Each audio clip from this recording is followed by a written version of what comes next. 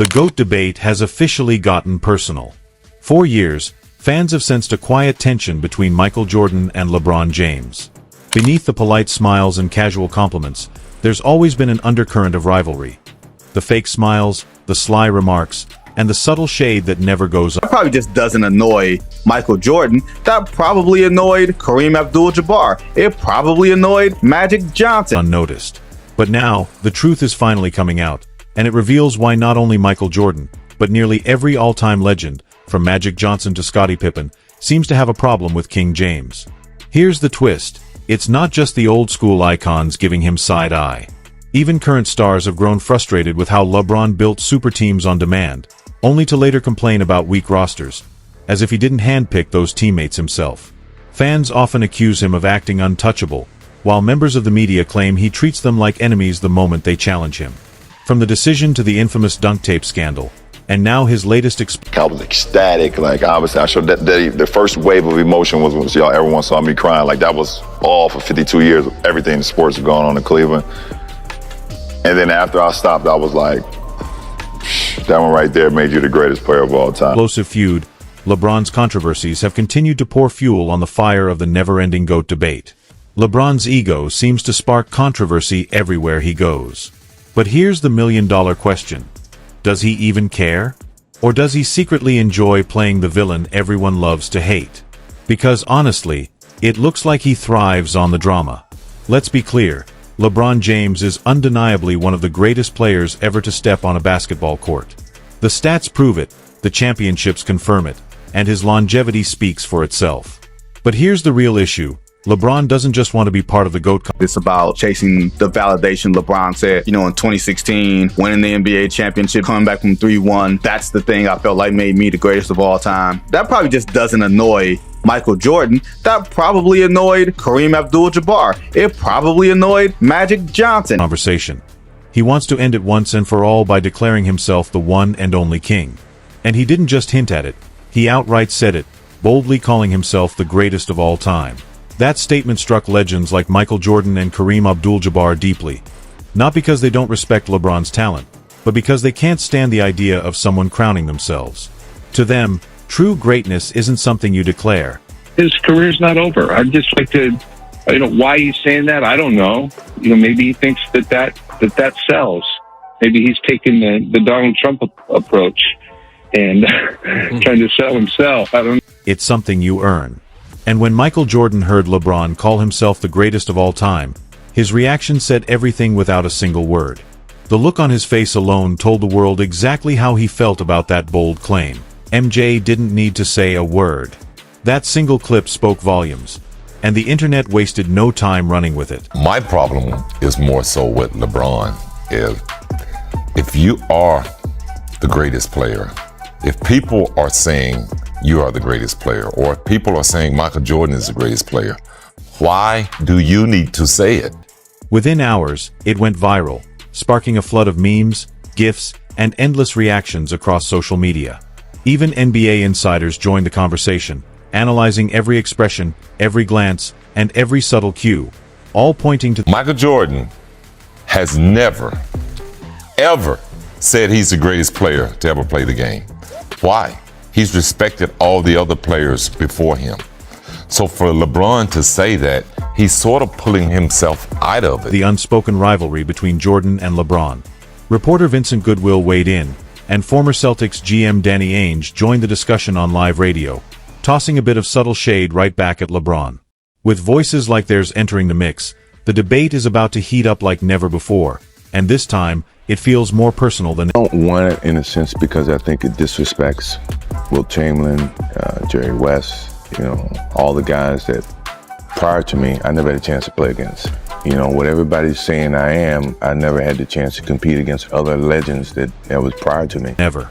Even though Scottie Pippen and Michael Jordan have had their fair share of differences, Pippen didn't hesitate to speak up about what he thought was wrong with LeBron's bold, "I'm the GOAT" statement. And just when everyone thought the debate couldn't get any hotter, Scottie dropped a bombshell that shook the entire basketball world. He said something that revealed what kind of man Michael Jordan truly was: loyal, driven, and disciplined. Michael Jordan never tried to crown himself before truly earning it. Now, let's hear it straight from the GOAT himself. a six-time NBA champion, Finals MVP, and basketball's ultimate icon. When asked point-blank if he was the greatest to ever play the game, Jordan's response was priceless. No bragging. No, I'm the best talk. Just that classic MJ humility we all know so well. That moment showed exactly why Jordan's confidence always came from performance, not proclamations. As the debate continued to intensify, former NBA star turned outspoken analyst Jalen Rose stepped in with one of the most balanced takes yet. Breaking down the GOAT conversation with surgical precision, Rose pointed out the real differences between their eras, playing styles, and career paths. He said something that hit home for a lot of fans. This debate was never just about stats or rings. It's about context. And that's LeBron officially passed Larry Bird and got into the top 5 when he won his final championship, his only championship in Cleveland. In my mind, he still has a way to go clearly to pass Michael Jordan, Bill Russell, 11 championships, 13 years, Kareem Abdul-Jabbar, the captain, and my heart just won't let him pass Magic just yet. exactly why so many NBA legends were still frustrated with LeBron for that self-crowning moment. But let's be honest, LeBron's resume is nothing short of legendary. 4 NBA titles with 3 different franchises, 4 MVP awards, the all-time scoring record, and the historic achievement of being the first player ever to reach 40,000 points. Those numbers scream greatness. Yet, the backlash didn't begin when he achieved those milestones. It started the moment he called himself the GOAT, back when he only had 1 championship ring. Meanwhile, Michael Jordan already had 6 championships, while Kobe Bryant and Magic Johnson each had 5, and they built their dynasties long before ever claiming any crowns. So when LeBron declared himself the greatest that early in his career, it didn't come across as confidence. It came across as disrespect. We all know MJ. Even if you don't know him personally, he's one of the most ruthless competitors there is. And till I'm done, and he doesn't have to look at me run up and down wearing the number 23, and every time my name is mentioned with his, he's like, I don't want to fucking talk to you. Respect to the legends who paved the way before him. Here's another detail that still rubs people the wrong way. LeBron gave himself the nickname King James back in high school, before he had even played a single NBA game. Most legends earned their nicknames after proving themselves. Michael Jordan didn't call himself Air Jordan. Nike did, after he soared above everyone else. But LeBron? He crowned himself long before the league had crowned him. Sure, he eventually became one of the greatest players to ever step on a court, but calling yourself king before winning anything still makes the old-school crowd roll their eyes. And if you ever doubted whether Michael Jordan has any real affection for LeBron, LeBron himself kind of confirmed the truth during his appearance on the Pat McAfee show. He showed major respect, calling Jordan an inspiration and the gold standard of basketball, but his tone hinted at something colder beneath the surface. LeBron never said there was bad blood, yet it's clear that Jordan has never shown much interest in building any kind of friendship with him. LeBron once admitted, "My motivation is this ghost I'm chasing." The ghost played in Chicago. That single line says everything. He spent his entire career chasing the impossible. Not just Jordan's 6 rings, but his legacy. Because here's the we have better players than him in his position already on our team, bro. hard truth. Matching Jordan's championships would only be half the battle. The real challenge is surpassing his global influence, his cultural dominance, and the myth that surrounds him. Even if LeBron somehow wins 2 more titles and ties MJ's record, he may never reach that once-in-a-lifetime level of iconic status. Michael Jordan's popularity wasn't just about skill, it was about timing. He became the global face of basketball right as the NBA exploded internationally in the 1990s. The world fell in love with the game, and MJ became its poster boy. But when it comes to LeBron James, it's a different story. He's built one of the biggest fan bases in sports history, and at the same time, one of the biggest hate clubs ever. In fact, LeBron has often been labeled the most hated player in the answer to the question everybody wants to know. LeBron, what's your decision? In this fall, man, it's very tough. In this fall, I'm going to take my talents to South Beach and join the Miami Heat. Entire NBA. Even as he rose to superstardom, the backlash followed close behind, fueled by how quickly he crowned himself before many felt he had truly earned that title. Sure, his talent is undeniable, but plenty of players have taken issue with his self-proclaimed greatness. Just ask Carlos Boozer, one of several players who openly criticized LeBron's constant self-praise. Boozer called it a turnoff for those who believed respect should be earned, not demanded. That's been one of the biggest criticisms surrounding LeBron James throughout his career, how his own words and actions helped make him one of the most polarizing figures in basketball history. And nothing captures that perception better than his infamous Chosen One tattoo. Here's the backstory. In 2002, Sports Illustrated put a 17-year-old LeBron James on its cover with the bold headline, The Chosen One. The hype was unreal. But what really stirred controversy was what came next. LeBron tattooed the same words, Chosen One, across his upper back. To many fans and players, it was a sign that he had started believing his own legend before he had even proven anything on the court. Instead of staying humble and letting his game do the talking, he branded himself as basketball's messiah. Fast forward to 2021, and LeBron was officially ranked the most hated NBA player in America. According to Twitter heat map data, his polarization reached new extremes. Then, in 2022, an online betting company analyzed a month's worth of negative tweets about the league's biggest stars, and the results were shocking. LeBron topped the list by a landslide, with over 100,000 hateful tweets directed at him. His closest competitor, Kevin Durant, wasn't even close, with only around 35,000. Behind them were James Harden and Kyrie Irving, trailing far below. But here's what most people don't realize. The roots of that hate go way back, long before the later career drama. As early as 2008, when 23-year-old LeBron was still chasing his first championship, other players were already throwing shade.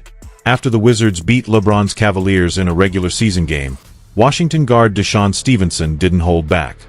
He said, "He's overrated, and you can say I said that."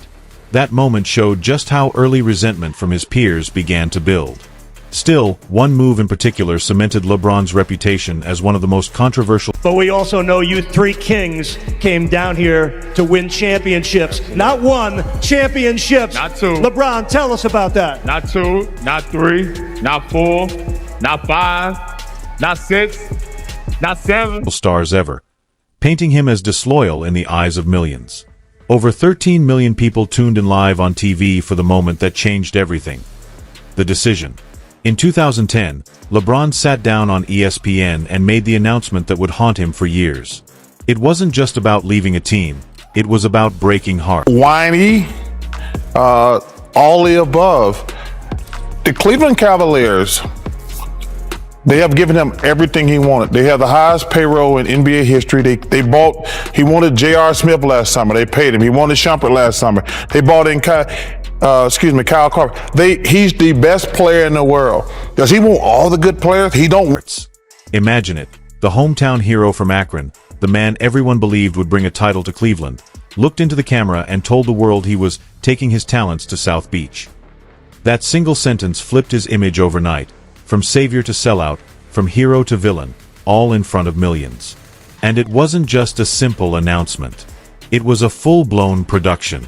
It was a full 1-hour televised special, a carefully choreographed event that built up to the now infamous line, "I'm taking my talents to South Beach." That single moment became one of the most polarizing in sports history. What was meant to be a simple announcement turned into a spectacle that forever changed how fans and players viewed LeBron James. Inter. Fans completely lost it. Cleveland felt betrayed, like their hometown hero had just turned his back on them live on national television.